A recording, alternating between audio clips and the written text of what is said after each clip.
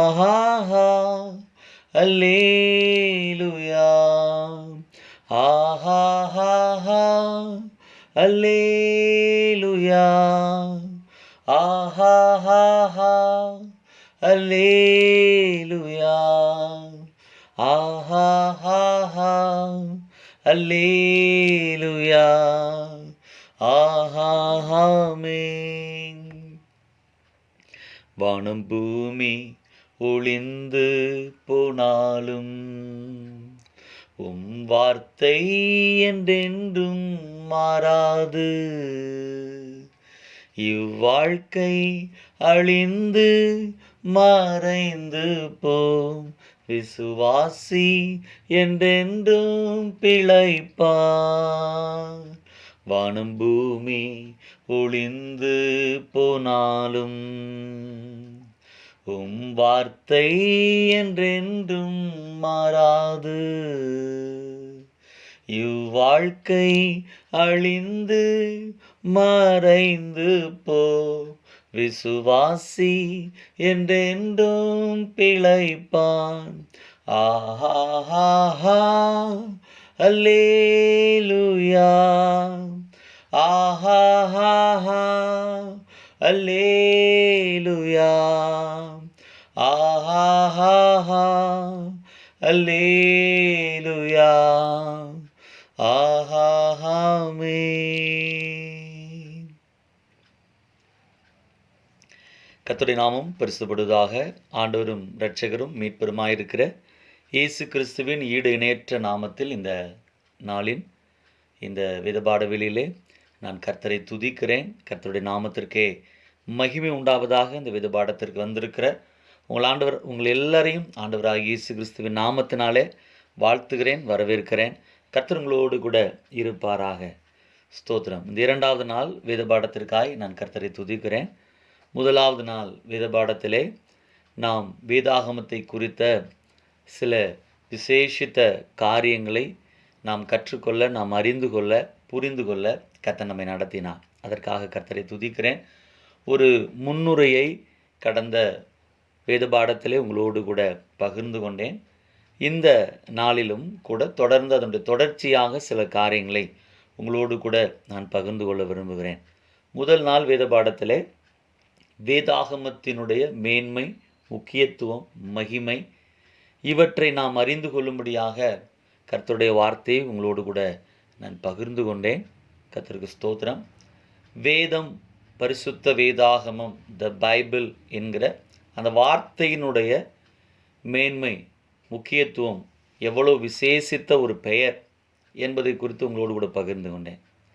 அதைத் தொடர்ந்து ஏற்பாடு, 2 ஏற்பாடுகளாக வேதாகமம் பிரிக்கப்பட்டிருக்கிறதையும், ஏற்பாடு என்பது எதை குறிக்கிறது என்கிற காரியத்தை குறித்தும் உங்களோடு கூட விரிவாக நான் பகிர்ந்து கொண்டிருக்கிறேன்.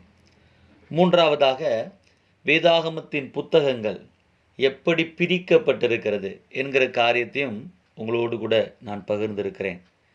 வேதாகமம் என்ன மொழியிலே எழுதப்பட்டது, யாருக்காக எழுதப்பட்டது, என்ன நோக்கத்திற்காக எழுதப்பட்டது, பரிசுத்த வேதாகமத்தினுடைய முக்கியத்துவம், மேன்மையை உணரும்படியாக அந்த முதலாவது நாளுடைய வேத பாடம் இருந்தது. ஒருவேளை கடந்த வாரத்திலே நீங்கள் அதில் கலந்து கொள்ளுங்கள் என்று சொன்னால் அது ஆடியோ வடிவத்திலே மாத்திரம் யூடியூப்பில் இருக்கிறது, நீங்கள் அதை கேட்க முடியும். கர்த்தருக்கு ஸ்தோத்திரம். இந்த நாளுடைய வகுப்பிற்காக கர்த்தரை துதிக்கிறேன். அதனுடைய தொடர்ச்சியாக வேதாகமத்தை நாம் தொடர்ந்து வருகிற காலங்களிலே இன்னும் விரிவாக நாம் படிக்க இருக்கிறோம். கர்த்தருக்கு மகிமை உண்டாகட்டும். வேத புத்தகங்கள் எப்படி பிரிக்கப்பட்டிருக்கிறது என்கிறதை கடைசியாக நான் சொல்லி கடந்த வகுப்பை நான் நிறைவு செய்தேன். நாம் பரிசுத்த வேதாகமத்தை எப்படி பிரித்திருக்கிறோம்? ஸ்தோத்திரம். பழைய ஏற்பாடு 5 விதமாக பிரிக்கப்பட்டிருக்கிறது என்பதையும், புதிய ஏற்பாடு 3 பிரிவுகளாக பிரிக்கப்பட்டிருக்கிறது என்பதையும் உங்களோடு கூட பகிர்ந்து கொண்டேன். பழைய ஏற்பாட்டிலே ஆதியாகமம் முதல் உபாகமம் வரைக்கும் இருக்கிற புத்தகங்கள், அவைகள் 5 ஆகமங்கள், பஞ்சாகமங்கள், நியாயப்பிரமாணம் என்றும், யோசுவா முதல் எஸ்தர் வரைக்கும் உள்ள 12 புத்தகங்களும் வரலாற்று புத்தகங்கள் எனவும், யோபு முதல் உன்னத பாட்டு வரைக்கும் உள்ள 5 புத்தகங்கள் இலக்கிய புத்தகங்கள் என்றும், அதைத் தொடர்ந்து ஏசாயா முதல் தானியேல் வரை உள்ள 5 புத்தகங்கள் பெரிய தீர்க்க தரிசனங்கள் என்றும், ஓசியா முதல் மல்கியா வரை இருக்கிற 12 புத்தகங்களும் சிறிய தீர்க்க தரிசனங்கள் என்றும் பழைய ஏற்பாடு 5 பிரிவுகளாக பிரிக்கப்பட்டிருக்கிறது என்பதை விரிவாக கடந்த வகுப்பிலே உங்களோடு கூட நான் பகிர்ந்து கொண்டேன். கர்த்தருக்கு ஸ்தோத்திரம். இந்த பழைய ஏற்பாடு என்பது யூதர்களுடைய கரங்களிலே இருக்கிற கிரேக்க பழைய ஏற்பாடு எப்படி பிரிக்கப்பட்டிருக்கிறதோ அதே விதத்திலே தான் நம்முடைய வேதாகமும் நாம் பிரித்து வைத்திருக்கிறோம். அதன் அடிப்படையிலே தான் நாம் வேதாகமத்தின் புத்தகங்களை நாம் படிக்கிறோம், தியானிக்கிறோம். கர்த்தருக்கு மகிமை உண்டாவதாக. ஆனால் நாம் ஒரு காரியத்தை அறிகிறோம். வேதாகமம் பழைய ஏற்பாடு எபிரேய மொழியில் எழுதப்பட்டது என்கிற காரியத்தை ஏற்கனவே நான் உங்களுக்கு கடந்த வகுப்பிலே சொல்லியிருக்கிறேன். எபிரேய மொழியில் இருக்கிற அந்த பழைய ஏற்பாட்டிற்கு யூதர்கள், இஸ்ரவேலர்கள் கொடுத்திருக்கிற ஒரு பெயர் டனாக் என்று சொல்லுவார்கள். இந்த டனாக் என்று சொல்லுவது இஸ்ரவேலருடைய, யூதர்களுடைய பைபிள்.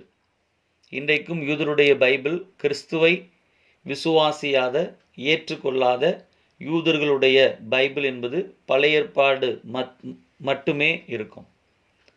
ஒருவேளை அவர்கள் கர்த்தரை ஏற்றுக்கொண்ட ஒரு யூத கிறிஸ்தவ விசுவாசிகளாக இருப்பார் என்று சொன்னால் புதிய ஏற்பாடும் சேர்ந்த வேதாகமத்தை கட்டாயம் அவர்கள் பயன்படுத்துவார்கள். அல்லாதபடியிலே இன்றைக்கு யூதருடைய கரங்களில் இருக்கிற பழைய ஏற்பாடு என்று சொல்லுவது, அதனுடைய பெயர் தான் டனாக், நியாயப்பிரமாணம், தீர்க்க தரிசனங்கள். இப்பொழுது நாம் 5 பிரிவுகளாக பழைய ஏற்பாட்டை பிரித்து படிக்கிறோம். ஆனால் யூதர்கள் எப்படி பழைய ஏற்பாட்டை பிரித்திருக்கிறார்கள் என்று உங்களுக்கு நான் சொல்ல விரும்புகிறேன். ஆரம்பத்திலே யூதர்கள் தங்களுடைய வேதாகமத்தை, பழைய ஏற்பாட்டை, நமக்கு பழைய ஏற்பாடு, அவர்களுக்கு அதுதான் வேதாகமம். ஸ்தோத்திரம். வேதாகமத்தை எப்படி பிரித்திருந்தார்கள் என்று சொன்னால் 2 பிரிவுகளாக பிரித்திருந்தார்கள். நியாயப்பிரமாணம் என்றும் தீர்க்க தரிசனங்கள் என்றும்.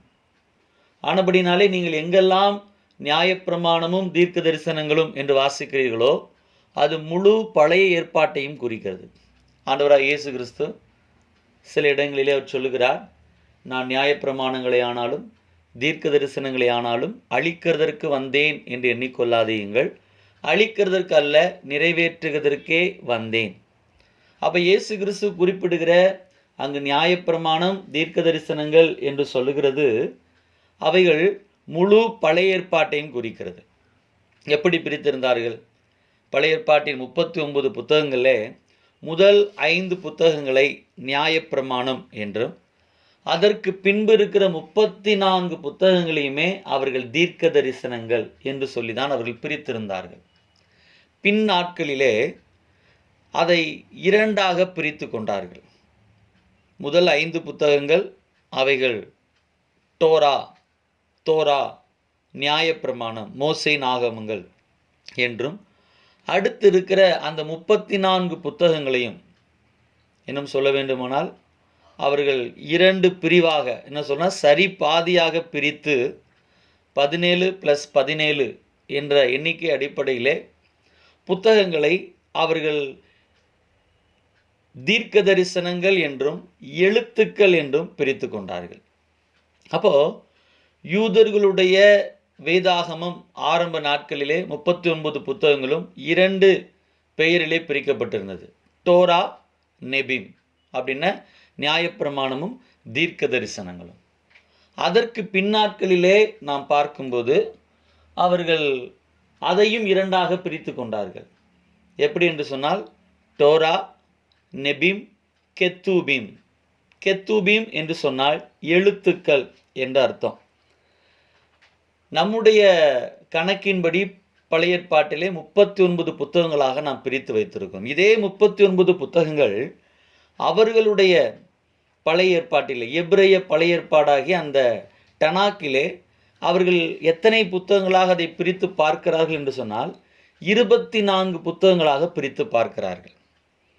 புத்தகங்களுடைய எண்ணிக்கையிலே வேறுபாடு இருந்தாலும் எல்லா புத்தகங்களும் அவரிடத்தில் இருக்கிற அதே புத்தகங்கள் நம்மிடமும் இருக்கிறது. நம்மிடத்தில் இருக்கிற 39 புத்தகங்கள் தான் அவருடைய பழைய ஏற்பாட்டிலும் இருக்கிறது. ஆனால் என்ன ஒரு வித்தியாசம் என்று சொன்னால், நாம் 39 புத்தகங்கள் என பிரித்து வைத்திருக்கிறோம்.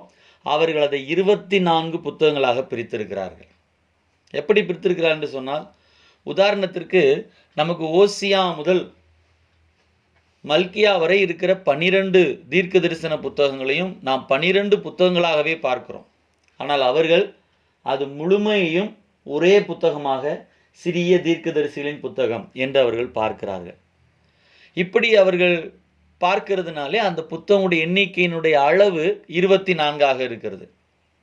இன்னொரு வார்த்தையில் சொல்ல வேண்டுமானால், நமக்கு 1 சாமுவேல் ஒரு புத்தகம், 2 சாமுவேல் ஒரு புத்தகம். அவர்களை பொறுத்த மட்டிலே 1 சாமுவேல் 2 சாமுவேல் இரண்டும் சேர்ந்து ஒரே புத்தகம். நம்மை பொறுத்த மட்டிலே 1 ராஜாக்கள் ஒரு புத்தகம், 2 ராஜாக்கள் ஒரு புத்தகம். அவர்களை பொறுத்த மட்டிலே இரண்டும் ஒரே புத்தகம். அந்த அடிப்படையிலே அவர்கள் அதை கணக்கிடுகிறதுனாலே அவர்களுடைய வேதாகமத்திலே அந்த எபிரேய பழைய ஏற்பாடாகிய டனாக் அதிலே 24 புத்தகங்கள் தான் கணக்கில் வரும். அந்த 24 புத்தகங்களும் 3 தலைப்புகளின் கீழ் வருகிறது.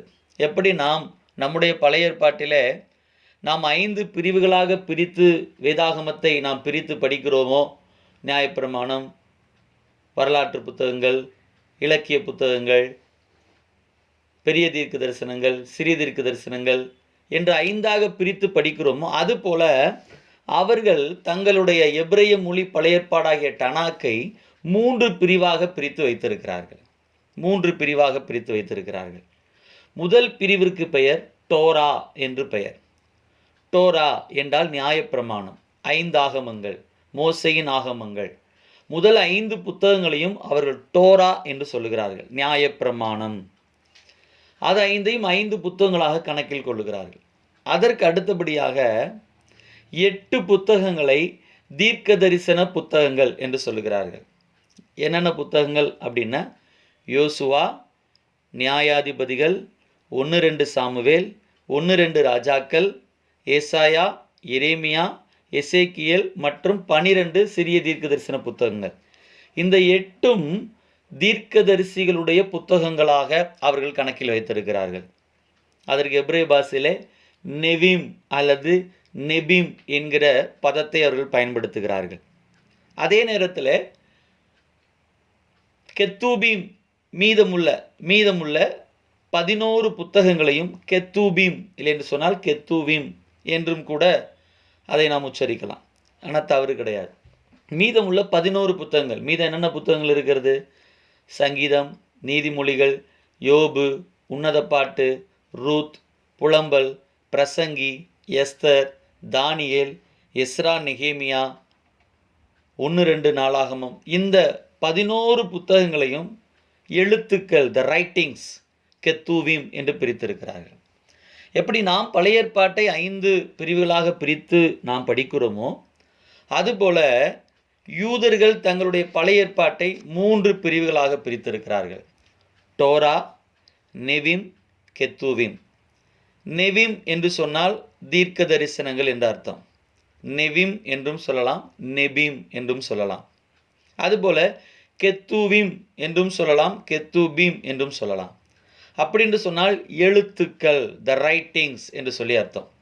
இப்படி 3ஆக பிரித்திருக்கிறார்கள். இந்த எபிரேய மொழி பழைய ஏற்பாட்டினுடைய பெயர் டனாக் என்று சொல்லுகிறோமே, இந்த பெயர் எப்படி வருகிறது என்று சொன்னால், இந்த டோராவில் இருக்கிற முதல் எழுத்து டா, நெவிமில் இருக்கிற 2வது எழுத்து நா, கெத்தூவீமில் இருக்கிற முதல் எழுத்து கா, இந்த 3 எழுத்தையும் சேர்த்து தான் டனாக் என்று அவர்கள் பெயர் வைத்திருக்கிறார்கள். எபிரேய மொழி பழைய ஏற்பாட்டுகள் கொடுத்திருக்கிற பெயர் டனாக்.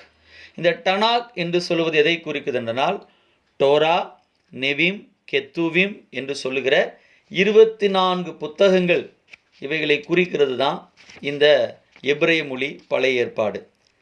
அப்படி நாம் பார்க்கும்போது டோரா என்று சொல்லும்போது நமக்கு லகுவாக புரிகிறது. அது முதல்ல இருக்கிற 5 புத்தகங்கள், 5 ஆகமங்கள், மோசேயின் ஆகமங்கள். அதை தான் நியாயப்பிரமாணம், த லா என்று நாம் சொல்கிறோம். அவர்கள் தீர்க்க தரிசனங்கள், நெவிம் என்று எதை சொல்லுகிறார்கள் என்று சொன்னால், 8 புத்தகங்களை சொல்லுகிறார்கள். 8 புத்தகங்களை தீர்க்க தரிசனங்கள் என்று சொல்கிறார்கள். அதுலேயும் முதல் 4 புத்தகங்களை ஏர்லியர் ப்ராஃபட்ஸ், முற்கால தீர்க்க தரிசனங்கள் என்று சொல்லப்படுகிறது. என்னென்ன புத்தகங்கள் என்று சொன்னால், உபாகமத்தை தொடர்ந்து வருகிற யோசுவா, நியாயாதிபதிகள், 1-2 சாமுவேல், 1-2 ராஜாக்கள். இந்த 4 புத்தகங்களையும் அவர்கள் முற்கால தீர்க்க தரிசனங்கள் என்று சொல்லுகிறார்கள். அதற்கு அடுத்தபடி வரக்கூடிய ஏசாயா, எரேமியா, எசேக்கியேல் மற்றும் 12 சிறிய தீர்க்க தரிசன புத்தகங்கள். இந்த 4 புத்தகங்களையும் அவர்கள் பிற்கால தீர்க்க தரிசனம் என்று சொல்லுகிறார்கள். அப்போ யூதர்கள் தங்களுடைய பழைய ஏற்பாட்டை எப்படி பிரித்திருக்கிறார்கள் என்று சொன்னால், முதல் 5 புத்தகங்களை டோரா என்றும், அடுத்து இந்த 8 புத்தகங்களையும் நெபீம் என்றும் பிரித்திருக்கிறார்கள். அதற்கு அடுத்தபடியாக மீதமுள்ள 11 புத்தகங்களை கெத்தூபீம் என்று பிரித்திருக்கிறார்கள். கெத்தூபீம் என்று சொன்னால் ரைட்டிங்ஸ் என்ற அர்த்தம். அந்த 11 புத்தகங்களையுமே 3 பிரிவாக அவர்கள் பிரித்து வைத்திருக்கிறார்கள். எப்படி என்று சொன்னால், முதலாவது செய்யுள் இலக்கண புத்தகம், அதாவது சங்கீதம், நீதிமொழிகள், யோபு போன்ற புத்தகங்களை செய்யுள் இலக்கண புத்தகம், அதாவது பொயட்டிக்கல் ரைட்டிங்ஸ் என்று சொல்லியும், அதற்கு அடுத்து 5 புத்தகங்கள் உன்னத பாட்டு, ரூத், புலம்பல், பிரசங்கி, எஸ்தர் ஆகிய இந்த 5 புத்தகங்களை சுருள்கள், அதாவது மெகில்லோத் என்றும் அவர்கள் பிரித்து வைத்திருக்கிறார்கள். மீதமுள்ள 3 புத்தகங்கள், அதாவது தானியேல், எஸ்ரா, நெகேமியா, 1-2 நாளாகமம். அவருடைய கணக்கின்படி எஸ்ராவும் நெகேமியாவும் ஒரே புத்தகமாக கணக்கில் கொள்ளப்படுகிறது. ஆக இந்த தானியேல், எஸ்ரா, நெகேமியா, 1-2 நாளாகமம், இந்த 3 புத்தகங்களும் வரலாற்று புத்தகங்கள் என்ற அடிப்படையில் வைத்திருக்கிறார்கள். இப்படி நாம் பார்க்கும்போது எபிரேயர்கள் தங்களுடைய பழைய ஏற்பாட்டை 3ஆக பிரித்திருக்கிறார்கள். 1 டோரா, 2வது நெபீம், 3வது கெத்தூபீம். டோராவில் 5 புத்தகங்கள், நெபீமில் 8 புத்தகங்கள். முதல் 4 புத்தகங்கள் அவைகள் முற்கால தீர்க்க தரிசனம், பின்னால் இருக்கிற 4 புத்தகங்கள் பிற்கால தீர்க்க தரிசனம். அதுபோல கெத்தூபீம் எழுத்துக்கள், அதன் வரிசையிலே 3 பிரிவாக பிரிக்கப்பட்டிருக்கிறது. செய்யுள் இலக்கண புத்தகங்கள் 3, மெகில்லோத் சுருள்கள் 5, வரலாற்று புத்தகங்கள் 3. ஆக மொத்தம் யூதர்களுடைய எண்ணிக்கையின்படி 24 புத்தகங்கள் அவர்களுடைய பழைய ஏற்பாடாகிய டனாக்கிலே இருக்கிறது. அதே புத்தகங்கள் தான் நம்முடைய பைபிளில் வரும்போது 39 புத்தகங்களாக வருகிறது. உங்களுக்கு தெரியும், எபிரேய வார்த்தைகள் மொத்தம் 22 எழுத்துக்கள், எபிரேய எழுத்துக்கள் மொத்தம் 22. எப்படி ஆங்கிலத்தில் 26 எழுத்துக்கள் என்று சொல்கிறோமோ, எபிரேய எழுத்துக்களுடைய எண்ணிக்கை மொத்தம் 22. அப்போது யூத வரலாற்று ஆசிரியராக கிறிஸ்துவின் நாட்களில் வாழ்ந்த ஒரு நபர், ஒரு தலைவர், பிளவியஸ் ஜோசிஃபஸ் அப்படின்றவர் என்ன செஞ்சார் அப்படின்னு சொன்னால், இந்த முழு பழைய ஏற்பாட்டையும் 22 புத்தகங்களாக குறிப்பிட அவர் விரும்பினார். ஏற்கனவே 24 புத்தகங்களாக இருந்தது. இந்த பிளவியஸ் ஜோசிஃபஸ் 22 புத்தகங்களாக அதை குறிப்பிட விரும்பினார். அதற்காக ஒரு காரியத்தை செய்தார். என்ன செய்தார் என்று சொன்னால், ரூத், நியாயாதிபதிகள் புத்தகங்களை ஒன்றாகவும், எரேமியா, புலம்பல் புத்தகங்களையும் ஒன்றாகவும் இணைத்து விட்டார். இது எதற்காக என்று சொன்னால், எபிரேய எழுத்துக்கள் 22 படி 22 புத்தகங்கள் வர வேண்டும் என்கிறதற்காக செய்யப்பட்ட ஒரு காரியம். இப்போ இவ்வளவு தகவல்களை நான் உங்களுக்கு சொன்னது நீங்கள் இதை தெரிந்து கொள்ள வேண்டும் என்கிறதற்காக தான். அப்போது எப்படி வேதாகமம் என்கிற வார்த்தைக்கு ஒரு பெரிய வரலாறு இருக்கிறதோ, அதுபோல் எபிரேய பழைய ஏற்பாட்டு புத்தகத்தினுடைய தலைப்பிலே தானே முழு புத்தகத்தினுடைய முக்கியத்துவம் அடங்கி இருக்குது. டனாக் என்று சொன்னால் டோரா, நெபீம், கெத்தூபீம், இந்த 3ஐயும் உள்ளடக்கியது தான் டனாக். எப்படி பரிசுத்த வேதாகமம் என்கிற அந்த பெயருக்கு ஒரு விசேஷம் இருந்ததோ, இந்த இடத்தில் நாம் பார்க்கிறோம் எபிரேய வேதாகமத்தினுடைய பெயருக்கும் ஒரு விசேஷம் இருக்கிறது. இப்போ நாம் இங்கே பார்க்கும்போது மெகில்லோத் சுருள்கள் என்று சொல்லி 5 புத்தகங்களை உங்களுக்கு குறிப்பிட்டு சொன்னேன். கெத்தூபீமிற்கு கீழாக வரக்கூடிய மெகில்லோத் சுருள்கள் என்னென்ன சுருள்கள்? உன்னத பாட்டு, ரூத், எஸ்தர், பிரசங்கி, புலம்பல். இந்த 5 புத்தகங்களும் சுருள்கள், மெகில்லோத் என்று அழைக்கப்படுகிறது. இந்த 5 புத்தகங்களும் யூதர்களுடைய 5 முக்கியமான சமயங்களிலே வாசிக்கப்பட்டது. இதை கூடுதல் தகவலாக உங்களுக்கு நான் சொல்ல விரும்புகிறேன். உதாரணமாக உன்னத பாட்டின் புத்தகம் பஸ்கா பண்டிகையின் போது இஸ்ரவேலர் எகிப்திலிருந்து புறப்பட்டதற்கு ஞாபகமாக இந்த உன்னத பாட்டு புஸ்தகத்தை அவர்கள் வாசிப்பார்கள். அதுபோல ரூத் புத்தகத்தை அறுவடையின் பண்டிகை, ரூத் என்று சொன்னாலே அறுவடையோடு சம்பந்தப்பட்டதை நாம் அறிய முடியும். அறுவடையின் பண்டிகையாகிய முதற் பலன்களின் பண்டிகை, அதாவது பெந்தேகோஸ்தே பண்டிகை என்று சொல்லுகிறோமே, அந்த அறுவடையின் பண்டிகையின் போது இந்த ரூத் புத்தகத்தை அவர்கள் வாசிப்பார்கள். அதுபோல எஸ்தர் புத்தகம், நாம் அறிகிறோம் இஸ்ரவேல் ஜனங்களுக்கு பிரதானமான 7 பண்டிகைகள் இருந்தது. அதோடு கூட 8வதாக ஒரு பண்டிகை இருந்தது. அந்த பண்டிகைக்கு பெயர் பூரீம் பண்டிகை. அந்த பண்டிகைக்கு பெயர் பூரீம் பண்டிகை. இந்த பூரீம் பண்டிகை எதற்கு கொண்டாடப்பட்டது என்று சொல்லி நமக்கு தெரியும். ஆமானுடைய அந்த தந்திரத்திலிருந்து யூத ஜனங்கள் விடுவிக்கப்பட்டதனுடைய நினைவாக அந்த பூரீம் பண்டிகை கொண்டாடப்பட்டது. ஆனபடினாலே இந்த பூரீம் பண்டிகை நாளிலே இந்த எஸ்தர் புத்தகத்தை அவர்கள் வாசிப்பார்கள். அடுத்தபடியாக பிரசங்கின் புத்தகம். இந்த பிரசங்கின் புத்தகம் இஸ்ரவேலர் மிகவும் சந்தோஷமாக கொண்டாடுகிற பண்டிகை ஒன்று எது என்று சொன்னால் கூடார பண்டிகை. அந்த கூடார பண்டிகையின் போது பிரசங்கி என்ன சொல்கிறார்? மாயை மாயை எல்லாம் மாயை. நாம் எவ்வளவு சந்தோஷமாக நாம் இந்த உலகத்திலே வாழ்ந்தாலும் இதெல்லாம் மாயை என்பதை நினைவுகூறுகிறோம். எங்களுடைய அடையாளமாக பிரசங்கின் புத்தகம் கூடார பண்டிகையின் போது வாசிக்கப்பட்டது. அதுபோல புலம்பல் புத்தகம், புலம்பல் புத்தகத்தை நாம் அறிகிறோம். எரேமியாவுடைய புலம்பல் நாம் அறிகிறோம். யூதர்கள் சிறையிருப்பிலே பிடித்து செல்லப்பட்ட போது எருசலேமை நினைத்து அவர் பாடின ஒரு பாடல், ஒரு இலக்கிய புத்தகம் தான் புலம்பல் புத்தகம். இந்த புலம்பல் புத்தகம் ஒவ்வொரு வருடமும் ஆபிப் மாதம் 9ஆம் தேதி எருசலேம் தேவாலயம் அழிக்கப்பட்டதை நினைவு கூறும்படியாக அதை வாசிப்பார்கள். இப்படி இந்த மெகில்லோத் என்று சொல்லப்படுகிற 5 சுருள்களும், உன்னத பாட்டு, ரூத், எஸ்தர், பிரசங்கி, புலம்பல், இந்த 5 புத்தகங்களும்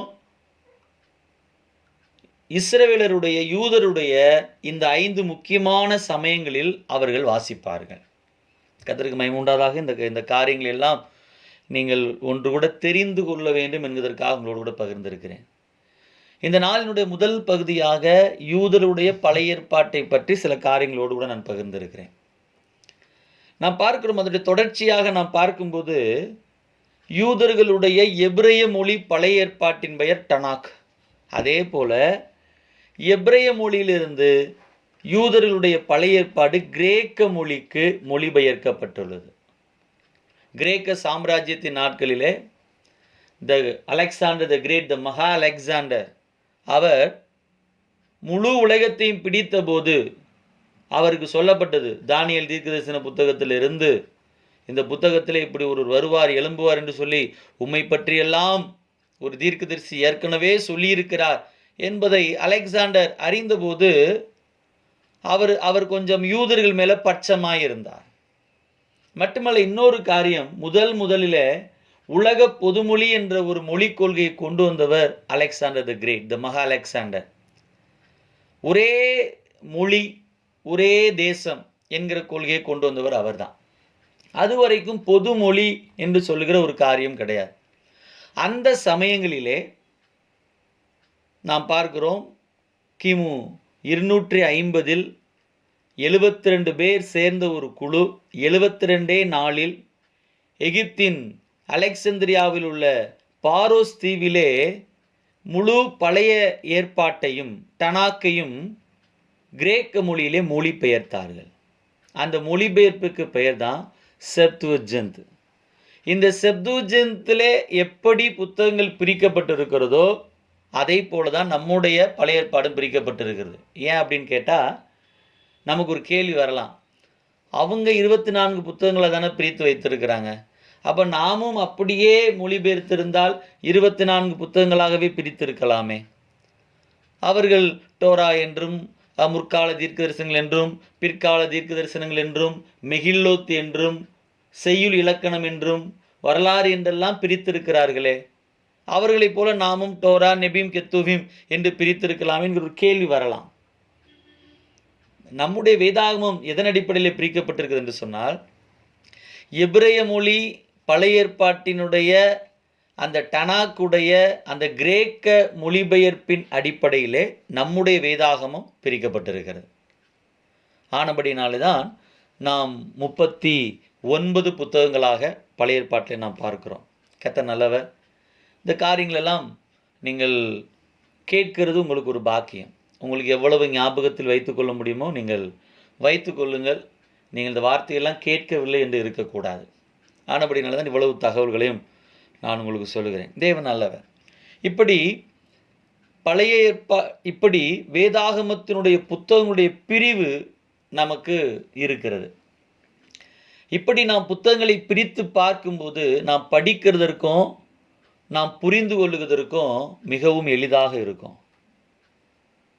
நான் ஏற்கனவே கடந்த வகுப்பிலே சொன்னது போல, பரிசுத்த வேதாகமத்தை நாம் படிப்பது என்பது நாம் பல வருஷங்களாக வாசித்திருக்கலாம், பல முறை வாசித்திருக்கலாம்.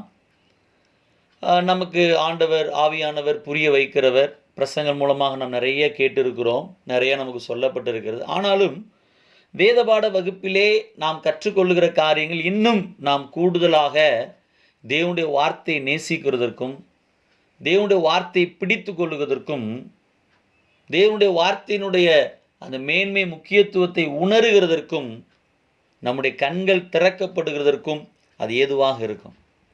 அதனால்தான் இவ்வளவு காரியங்களையும் உங்களோடு கூட நான் பகிர்ந்து கொண்டிருக்கிறேன். நம்முடைய கரங்கள் இருக்கிற பரிசுத்த வேதாகம் என்று சொல்லுவது, நான் ஏற்கனவே சொல்லியிருக்கிறது போல, கடந்த வகுப்பில் பகிர்ந்து கொண்டது போல, ஒரு மனிதனால் எழுதப்பட்ட புத்தகம் அல்ல, தேவனால், தேவனுடைய கரங்களால் எழுதி கொடுக்கப்பட்ட புத்தகம். தேவன் தம்முடைய பரிசுத்த மனிதர்கள், தம்முடைய பரிசுத்த தீர்க்கதரிசிகள், ராஜாக்கள், மேய்ப்பர்கள், சீசர்கள், மீனவர்கள், பலதரப்பட்ட நபர்களை கொண்டு சுமார் 1700 வருட இடைவெளியிலே 40க்கும் மேற்பட்ட நபர்களை கொண்டு கர்த்தர் இந்த வேதாகமத்தை எழுதியிருக்கிறார். இதை எழுத ஆரம்பித்தவர், எழுதி வைத்தவர், முதலாவது எழுதி கொடுத்தவர் நம்முடைய தேவன். யாத்ராம் 20வது அதிகாரத்தில் இருக்கிற கொடுக்கப்பட்டிருக்கிற 10 கட்டளைகளும் கற்பனைகளும் தேவன் தம்முடைய விரலினால் எழுதி கொடுத்த கட்டளைகள். அதுதான் முதல் தேவனுடைய வார்த்தை. அதை தொடர்ந்து தேவன் ஆவியின் ஏவுதலை கொடுத்து, வெளிப்பாட்டை கொடுத்து, தம்முடைய தாசனாகிய மோசே மூலமாக முதல் 5 புத்தகங்களை எழுதி கொடுத்தார். இந்த முதல் 5 புத்தகங்கள் தான் ஆரம்பத்திலே அவர்களுக்கு வேதாகமம். அதற்கு பின்பு யோசுவா எழுதுகிற புத்தகம் அவருடைய புத்தகத்தோடு கூட சேர்த்து கொள்ளப்பட்டது. ஆனால் பின்னாட்களில் தொடர்ந்து நிறைய வரலாறுகள், புத்தகங்கள் எழுதப்பட்டது. அதில் எழுதப்பட்ட எல்லா புத்தகங்களும் வேத புத்தகங்களாக அங்கீகரிக்கப்படவில்லை. இன்றைக்கி நம்முடைய பழைய ஏற்பாட்டில் இருக்கிற 39 புத்தகங்கள் மட்டுமே அங்கீகரிக்கப்பட்ட தேவனுடைய வார்த்தையாகிய புத்தகங்கள். நீங்கள் சில நேரம் ரோமன் கத்தோலிக்க பைபிளில் பார்க்கும்போது இன்னும் சில புத்தகங்களை நீங்கள் கூடுதலாக பார்க்க முடியும். அவைகள் நம்முடைய வேதாகமத்தில் இருப்பது இல்லை. ஏன் இருப்பதில்லை என்று சொன்னால், அவைகள் தேவனுடைய வார்த்தை என்கிற அங்கீகாரத்தை பெறாத புத்தகங்கள். ஏன் அப்படின்னு சொன்னால், இன்றைக்கும் எபிரேய மொழி பழைய ஏற்பாட்டிலே நம்முடைய பைபிளில் இருக்கிற 39 புத்தகங்கள் மட்டும் இருக்கிறது. அதே நேரத்தில் அலெக்சாண்டர் எபிரேய மொழி பழைய ஏற்பாட்டை கிரேக்க மொழியிலே மொழிபெயர்த்த போது யூத வரலாற்று பாரம்பரிய பின்னணியோடு சம்பந்தப்பட்ட மற்ற புத்தகங்களையும் சேர்த்து மொழிபெயர்த்தான். அவர்கள் இருக்கிற காலம் வரைக்கும், பயன்படுத்துகிற காலம் வரைக்கும், ஏன் இன்றைக்கு வரைக்கும் கூட அவர்கள் அந்த புத்தகத்தை பிரித்து வைத்து தள்ளி வைத்து தான் பார்க்கிறார்கள். தள்ளுபடி ஆகமங்கள் என்று நாம் சொல்கிறோம். நாம் அதை தள்ளுபடி செய்யவில்லை. யூத தலைவர்களாலே தள்ளுபடி செய்யப்பட்ட புத்தகங்கள் அந்த புத்தகங்கள். நமக்கு தெரியும், அநேகர் புத்தகங்களை எழுதியிருக்கிறார்கள். தீர்க்கதரிசிகள் என்று சொல்லும்போது இன்னும் வேறு சிலர் புத்தகம் எழுதினதாகவும் நாம் பார்க்கிறோம்.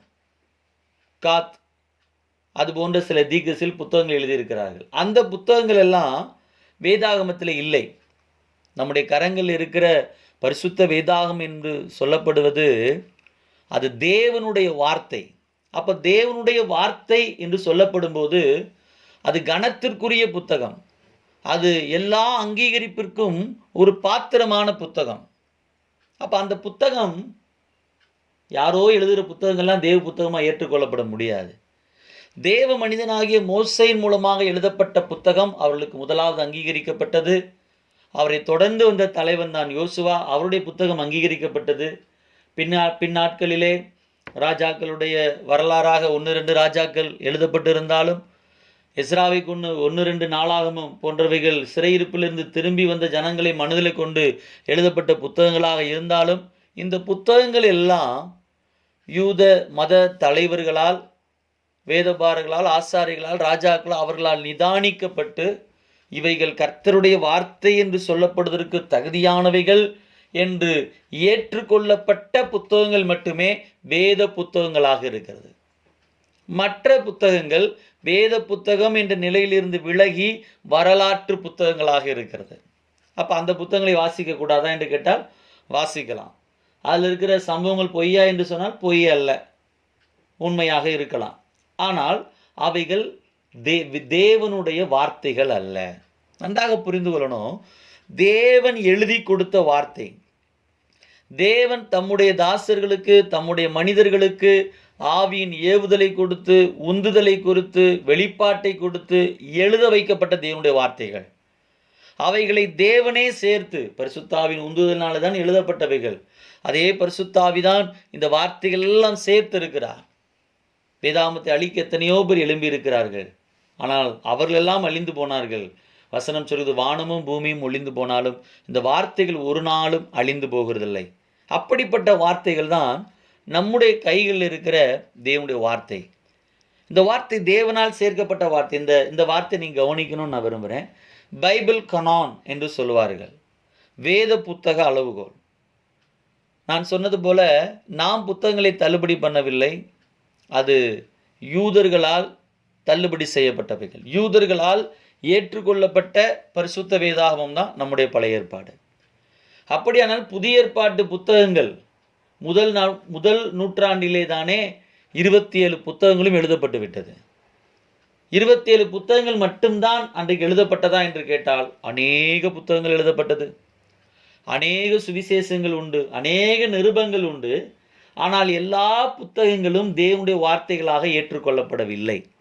நம்முடைய கரங்களில் இருக்கிற இந்த 27 புத்தகங்கள் மாத்திரம் கிட்டத்தட்ட பல நூற்றாண்டு கால சோதனைக்கு பின் அவைகள் சபைகளால், சபை தலைவர்களால், முழு உலகத்திலும் இருக்கிற பரிசுத்தவான்களால் நிதானிக்கப்பட்டு தேர்ந்தெடுக்கப்பட்டு, பரிசுத்தவான் என்று சொல்லுகிறதை விட பரிசுத்த தேவனால், பரிசுத்த ஆவியானவரால் தேர்ந்தெடுக்கப்பட்ட, சேர்த்து கூட்டப்பட்ட 27 புத்தகங்கள் தான் இன்றைக்கு நமக்கு தேவனுடைய வார்த்தைகளாக கொடுக்கப்பட்டிருக்கிறது. அப்போ நம்முடைய கரங்களிலே கிடைத்திருக்கிற புத்தகம் யாரோ எவரோ எங்கேயோ எப்படியோ எழுதி கொடுத்து போன ஒன்று அல்ல. அது தேவனால் எழுதப்பட்டது, அது தேவனாலே ஒருங்கிணைக்கப்பட்டது, அது தேவனாலே காக்கப்பட்டது. அதுதான் நம்முடைய கரங்களே பரிசுத்த வேதாகமமாக இருக்கிறது. இந்த பரிசுத்த வேதாகமத்தை நாம் கையிலே பிடித்திருக்கிறோம் என்று சொன்னால் அது நமக்கு கிடைத்திருக்கிற மிகப்பெரிய பாக்கியம். இந்த பாக்கியத்திற்காக நாம் கர்த்தரை அதிகமாக துதிக்க வேண்டும். அந்த வேதத்தை அநேகர் இன்றைக்கு வாசிக்காமல் இருக்கிறதை பார்க்கிறோம், படிக்காமல் இருக்கிறதை பார்க்கிறோம். காரணம், அப்படி மேன்மை தெரியலை. இன்னைக்கு தேவனுடைய வார்த்தையினுடைய முக்கியத்துவத்தை அறிந்து கொண்ட தேவ பிள்ளைகளாக அந்த தேவனுடைய வார்த்தை நாம் வாசிக்கவும், தியானிக்கவும், அதன்படி செய்யவும் நம்மை நாம் அர்ப்பணித்து கொண்டவர்களாக இருக்க வேண்டும். கர்த்தருக்கு மகிமை உண்டாவதாக. இன்னும் கூடுதலாக ஒரு சில விஷயங்களை கூட இந்த புத்தகங்களை பற்றி சொன்னதுனால உங்களுக்கு சொல்ல விரும்புகிறேன். நீங்கள் சங்கீதம் 119 சங்கீதத்தை பார்த்துருப்பீங்க. அதில் மொத்தம் 176 வசனங்கள் இருக்கும்னு நினைக்கிறேன். அந்த 176 வசனங்கள் நீங்கள் பார்த்தீங்கன்னா 22 பிரிவுகளாக பிரிக்கப்பட்டிருக்கும். ஒரு பிரிவுலையும் பார்த்தீங்கன்னா 8 வசனங்கள் இருக்கும். அதான் முதல் எழுத்து, அதில் ஆரம்பித்து கடைசி எழுத்து வரைக்கும் நீங்கள் கவனிப்பீர்களானால் அந்த 8 வசனங்களும் அந்த ஆலப் என்கிற அந்த முதல் எழுத்தோடு கூட துவங்கும். உதாரணத்துக்கு சொன்னால் நம்ம ஆனா அப்படின்ற மாதிரி ஆனாவிலே அந்த 8 வசனங்கள் இருக்கும். இப்படித்தான் அந்த 119 சங்கீதம் முழுவதுமாக இருக்கும். ஒருவேளை நீங்கள் 119 சங்கீதத்தை பார்க்கும்போது அவருடைய தலைப்பை பார்க்கும்போது அது உங்களுக்கு என்ன இப்படி இருக்குன்னு நினச்சிங்கன்னா அது ஆச்சரியப்படுறதுக்கு ஒன்றும் இல்லை. அந்த 22 தலைப்பும் 22 எபிரெய எழுத்துக்களாக இருக்கிறது. அதில் இருக்கிற 8 வசனங்களுமே, இன்னும் சொல்ல வேண்டுமானால் அந்த இருக்கிற 8 வசனங்களுமே அந்த என்ன தலைப்பு இருக்கோ அந்த எழுத்திலே அத்தனை வசனங்களும் ஆரம்பிக்கிறதா இருக்கும். அதை போல் இன்னொரு கூடுதல் தகவல் எனக்கு ஞாபகம் இருக்கிறனால சொல்கிறேன். புலம்பல் புத்தகத்தை நீங்கள் வாசிச்சிருப்பீங்க. சில நேரம் நம்ம நினைப்போம் புலம்பல் புத்தகம்ன்றது ஏதோ புலம்பி வச்சிருக்கிறாரு போல எரேமியா அப்படின்னு நினைப்போம். அப்படி அல்ல. புலம்பலின் புத்தகம் என்று சொல்லுகிறது 5 அதிகாரங்களை மட்டுமே கொண்டது. இந்த 5 அதிகாரத்தை நீங்கள் அப்படியே திருப்பி பார்ப்பீங்கன்னா முதல் 2 அதிகாரத்தில் 22 வசனங்கள் இருக்கும். 4வது 5வது அதிகாரத்துலையும் 22 வசனங்கள் இருக்கும். ஆனால் 3வது அதிகாரத்தில் மட்டும் 66 வசனங்கள் இருக்கும். அது வேறு ஒன்றுமல்ல, அவர் புலம்பினார் என்று சொன்னாலும் தமிழில் நமக்கு அப்படி எழுத முடியாது. எபிரேய பாஷையில் இலக்கிய நடையிலே புலம்பி எழுதப்பட்ட ஒரு தீர்க்க தரிசன புத்தகம். எப்படி இருக்குன்னு கேட்டிங்கன்னா, முதல்ல இருக்கிற 22 வசனங்கள் நீங்கள் பார்த்தீங்கன்னா எபிரேய எழுத்துக்கள் ஒவ்வொன்றாக ஆரம்பித்து 22 எழுத்துக்களுடைய ஆரம்பத்தை கொண்டு 22 வசனம் இருக்கும்.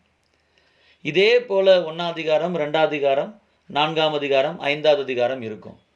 இந்த 3வது அதிகாரம் மட்டும் ஏன் 66 வசனங்கள் என்று சொன்னால் ஒவ்வொரு எழுத்தை ஆரம்பமாக கொண்ட 3 வசனங்கள் காணப்படும். ஆனபடினாலே அங்கு 66 வசனங்கள் இருக்கிறத நம்ம பார்க்க முடியும். அதுபோல் கூடுதல் தகவலாக இன்னொரு வார்த்தையுடைய ஞாபகத்தினாலே சொல்கிறேன். ஏசாயா தீர்க்கதரிசியின் புத்தகம். இந்த ஏசாயா தீர்க்கதரிசியின் புத்தகம் என்று சொல்லுவது ஒரு சாதாரண புத்தகம் அல்ல, வேதாகமத்திற்குள் ஒரு வேதாகமம் என்று சொல்லலாம். ஒரு மினி பைபிள் அப்படின்னு சொல்லலாம். எப்படி பரிசுத்த வேதாகமத்திலே 66 புத்தகங்கள் இருக்கிறதோ அதுபோல் இந்த ஏசாயா தீர்க்கதரிசியின் புத்தகத்திலும் 66 அதிகாரங்கள் இருக்கிறது. எப்படி பழைய ஏற்பாடு 39, புதிய ஏற்பாடு 27 என்று ஆரம்பிக்கிறதோ அதுபோல பழைய ஏற்பாட்டிலே 39 அதிகாரம் இருக்கிறது போல ஏசாயாவினுடைய முதல் 39 அதிகாரங்கள் பழைய ஏற்பாட்டுக்கு அடுத்த காரியங்களை அதிகமாக சொல்லுகிறதை பார்க்க முடியும்.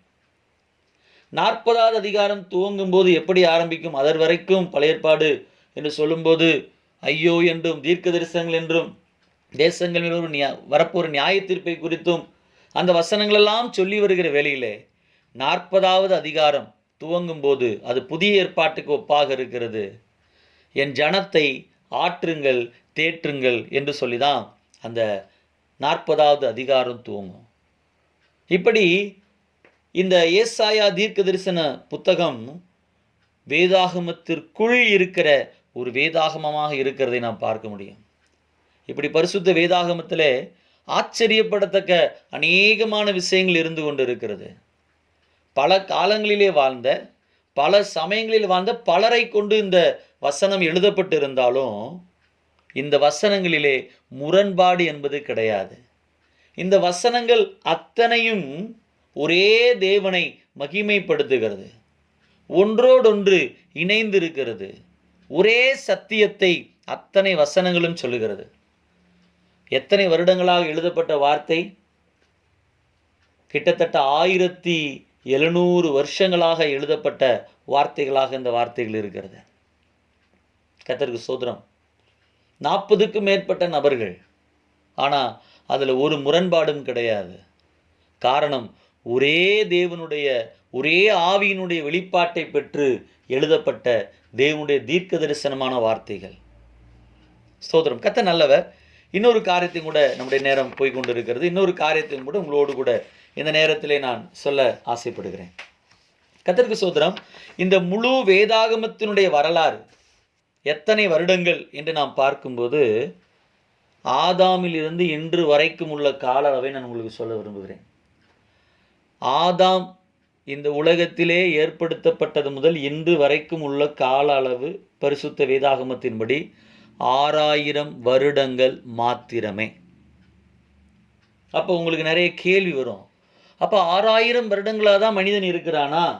ஆம், 6000 வருடங்களாக தான் மனிதன் இருக்கிறான். அப்போ அதற்கு முன்பாக எல்லாம் இந்த உலகத்திலே ஜீவன்கள் வாழ்ந்ததைப் போல, பொருட்கள் இருந்ததைப் போல, அறிவியலாளர்கள், கண்டுபிடிப்பாளர்கள் நிறைய காரியங்களை சொல்லுகிறார்களே. படிகங்கள் எடுக்கப்பட்டது, இவைகள் லட்சங்கள் வருடங்களுக்கு முந்தவைகள், 1000 வருடங்களுக்கு முந்தியவைகள். அப்போ அது உண்மையா பொய்யா ஒரு கேள்வி நமக்கு வரும். அது முழுவதும் உண்மையும் அல்ல, முழுவதும் பொய்யும் அல்ல. ஆதாம் சிருஷ்டிக்கப்பட்ட நாள் முதல் இன்றைக்கு வரைக்கும் 6000 வருடங்களை இந்த உலகம் கடந்திருக்கிறது. அதற்கு முன்பாக ஒரு யுகம் இருந்தது, அது தூதர்களுடைய யுகமாக இருக்கிறது. நீங்க முழு வேதாகமத்தையும் புரிந்து கொள்ள வேண்டுமானால் காலங்களாக பிரித்து படிக்கும்போது நமக்கு புரியும். முதல் காலம் தூதருடைய காலம் என்று சொல்லுவோம். அடுத்து ஆதாமுடைய காலம், மனசாட்சியினுடைய காலம் என்று சொல்லுவோம். அடுத்து ஆபிரகாம், ஈசாக்கு, யாக்கோபு, மோசே வரைக்கும் உள்ள காலத்தை வாக்குத்தத்தத்தின் காலம் என்று சொல்லுவோம். அதற்கு பின்பு உள்ள காலத்தை நியாயப்பிரமாண காலம் என்று சொல்லுவோம். கிறிஸ்துவுக்கு அடுத்து உள்ள காலத்தை கிருபையின் காலம் என்று சொல்லுவோம். கிறிஸ்துவின் வருகைக்கு அடுத்து, இரகசிய வருகைக்கு அடுத்து சபை எடுத்துக்கொள்ளப்பட்ட பின்பு கிறிஸ்துவினுடைய பகிரங்க வருகைக்கு இடைப்பட்ட காலத்தை உபத்திரவ காலம் என்று நாம் சொல்லுவோம். அதற்கு பின்பு 1000 வருட அரசாட்சியின் காலம் என்று இருக்கிறது கர்த்தருடைய பகிரங்க வருகைக்கு பின்.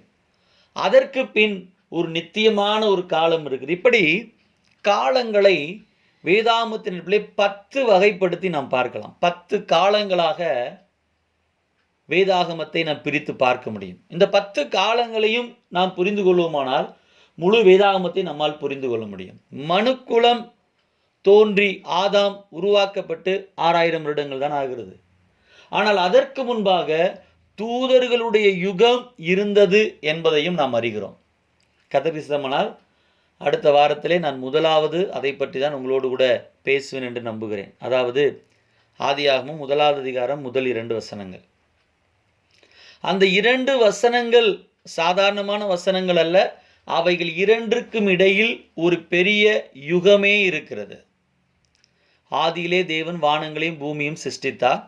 பூமியானது ஒழுங்கின்மையும் வெறுமையுமாய் இருந்தது.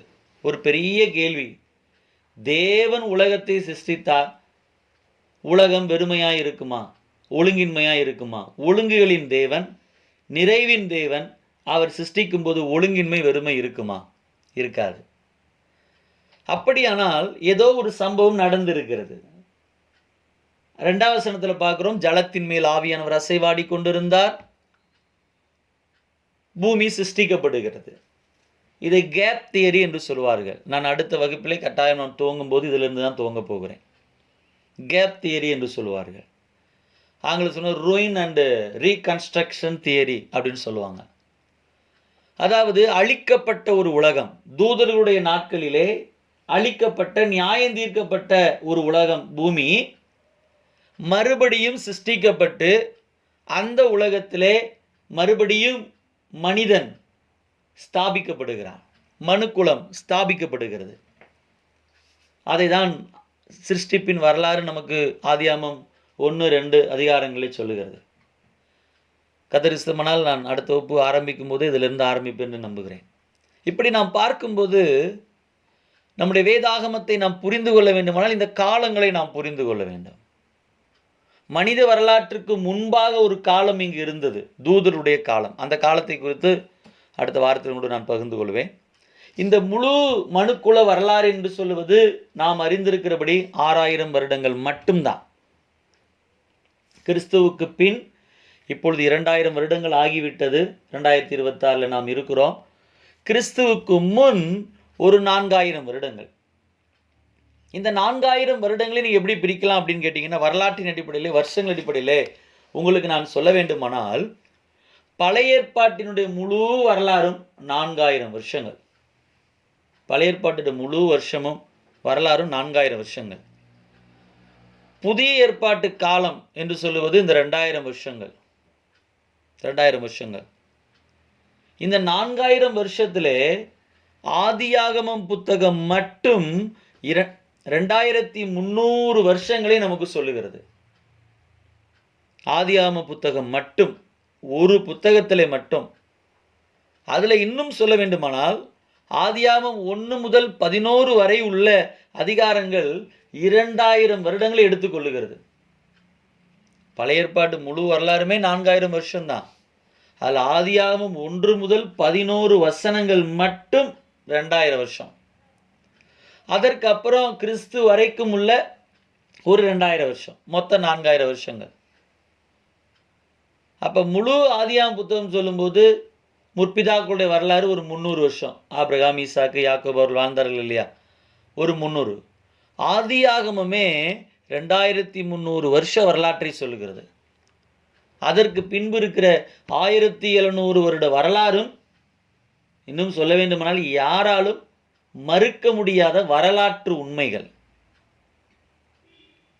இன்னைக்கு இந்த கிறிஸ்துவுக்கு பின் இருக்கிற 2000 வருஷம் நமக்கு தெரியும்.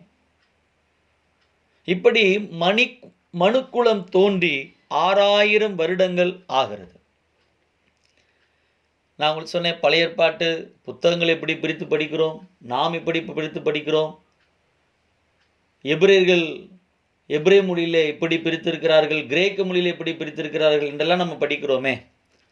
நம்ம பார்க்கிற இந்த பைபிள், நம்ம கையில் இருக்கிற பைபிள் ஒரு பெரிய 2 பாகமாக பிரிக்கணும்னா எப்படி பிரிக்கலாம்னா, முதல் 11 அதிகாரம் ஒரு பாகம், அடுத்து இருக்கிற மொத்த பைபிள் ஒரு பாகம்.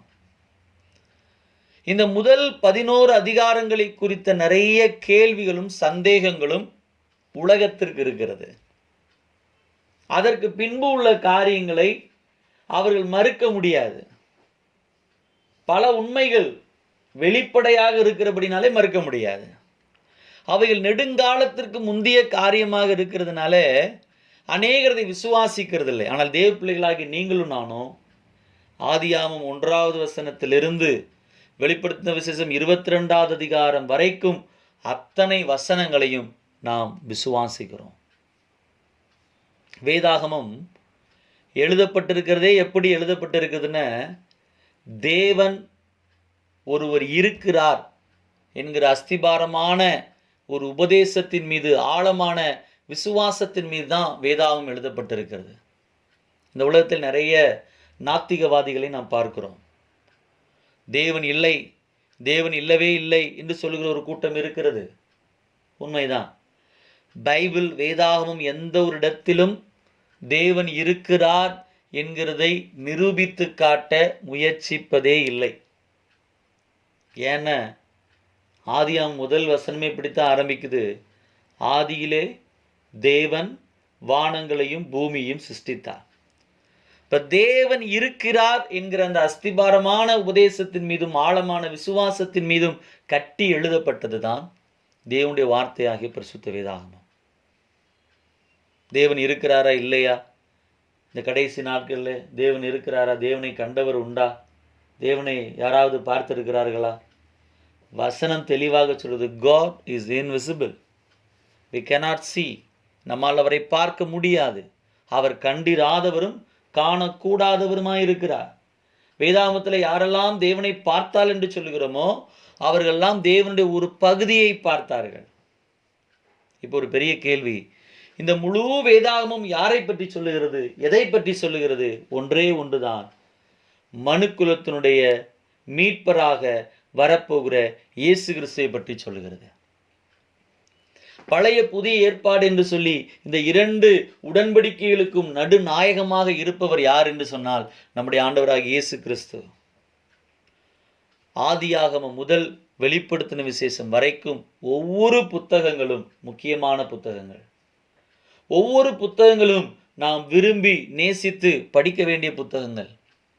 ஆதியாகமம் எல்லாவற்றினுடைய ஆரம்பத்தை சொல்லுகிற புத்தகம், வெளிப்படுத்தின விசேஷம் எல்லாவற்றினுடைய முடிவை சொல்லுகிற புத்தகம். பிசாசுக்கு பைபிள்னாலே பிடிக்காது. தேவனுடைய வார்த்தை ஜனங்கள் தெரிந்து கொள்ளக்கூடாதுன்னு நினைக்கிறவன் தான் பிசாசு. ஒரு முறை ஒருவர் சொன்னார், பிசாசுக்கு ஆதியாகமம் பிடிக்காது, வெளிப்படுத்தின விசேஷம் பிடிக்காது. எல்லா புத்தகமே ஒன்று பிடிக்காது தான். ஆனால் அது மட்டும் ரொம்ப பிடிக்காதான். ஏன்னு கேட்டால் அந்த நாட்கள் அநேகருடைய பைபிளில் பார்த்தீங்கன்னா இன்றைக்கி இருக்கிறது போல் நல்ல பைண்டிங் இருக்காது. பாமர மக்கள் ஜனங்கள் பைபிள் எப்படி யூஸ் பண்ணணும் தெரியாது. முதல் கடைசி பக்கங்களாக கிழிந்து போயிருக்கும். அவர் சொல்லுவார், வெளிப்படுத்தின விசேஷத்தில் பிசாசுடைய அழிவு நிறைவேறுது, ஆதியாம் புஸ்தகத்தில் அழிவு முன்னறிவிக்கப்படுது, அதனால் இந்த பிசாசு அந்த பக்கங்களை பைபிளில் இருக்கவே விடுறதில்ல அப்படின்னு வேடிக்கையாக சொன்னார். உண்மைதான். வேதாமத்திற்கு ஒவ்வொரு புத்தகங்களும் ஒவ்வொரு புத்தகத்தினுடைய கருப்பொருளாகவும் ஆண்டவராக இயேசு கிறிஸ்து இருக்கிறார். ஒவ்வொரு புத்தகத்தினுடைய மைய கருத்தும் ஆண்டவராக இயேசு கிறிஸ்து தான். இயேசு கிறிஸ்து மீட்பராக இந்த உலகத்தில் அவதரிக்கிறார். அவர் என்ன குலத்திலே வருகிறார், என்ன கோத்திரத்திலே வருகிறார், எந்த தேசத்திலிருந்து வருகிறார், யாருடைய வம்சாவளியிலிருந்து வருகிறார் என்கிறதை சொல்லும்படியாக நீண்டு செல்லுகிற வரலாறு தான் ஆபிரகாமிலிருந்து துவங்குகிறது. ஆபிரகாமுக்கு முன்பாக ஒரு சுருக்கமான விளக்கத்தை கொடுக்கும்படிதான் முதல் 11 அதிகாரங்கள். பைபிள் எங்கே வருஷங்கள் குறிப்பிடப்படலை, வரலாறு குறிப்பிடப்படல. காரணம், பைபிள் ஒரு வரலாற்று புத்தகம் அல்ல, பைபிள் ஒரு தத்துவ புத்தகம் அல்ல, பைபிள் வெறும் ஒரு அறிவை சொல்லுகிற போதனை கொடுக்கிற புத்தகம் அல்ல. பைபிள் நான் சொன்னது போல, முதல் நாள் நான் படித்தது போல, புத்தகம் என்று சொன்னால் பைபிள் தான். அதில் சகலமும் இருக்கிறது, அதில் தத்துவம் இருக்கிறது, அறிவியல் இருக்கிறது, எல்லா சாஸ்திரங்களும் நிறைந்திருக்கிறது, எல்லா ஞானங்களும் நிறைந்திருக்கிறது. நிறைவானது தேவனுடைய வார்த்தை. இந்த நேரத்தில் நாம் கூட ஜெபம் பண்ணுவோம். கர்த்தர் நல்லவர். கடந்த வகுப்பை போல இந்த வகுப்பிலும் சில அறிமுகமான காரியங்களை தான் உங்களோடு கூட சொல்லியிருக்கிறேன். ஏற்கனவே பகிர்ந்தது போல சில நேரம் உங்களுக்கு இது கடினமாக இருக்கிறதை போல தோன்றலாம். ஆரம்ப வகுப்பில் இருக்கிறதுனால கொஞ்சம் கடினமாக போகிறதை போல நீங்கள் நினைக்கலாம். ஆனால் அப்படி அல்ல. இனி வருகிற காலங்களில் நீங்கள் இன்னும் லகுவாக வேதத்தை புரிந்து கொள்வீர்கள், இன்னும் ஆழமாக சத்தியத்தை அறிந்து கொள்வீர்கள். கர்த்தர் அதற்கேற்ற விதத்திலே நம்மை நடத்துவாராக. யாருக்காவது ஏதாவது சந்தேகம் இருக்குமானால் நீங்கள் இந்த நேரத்தில் கேட்கலாம்.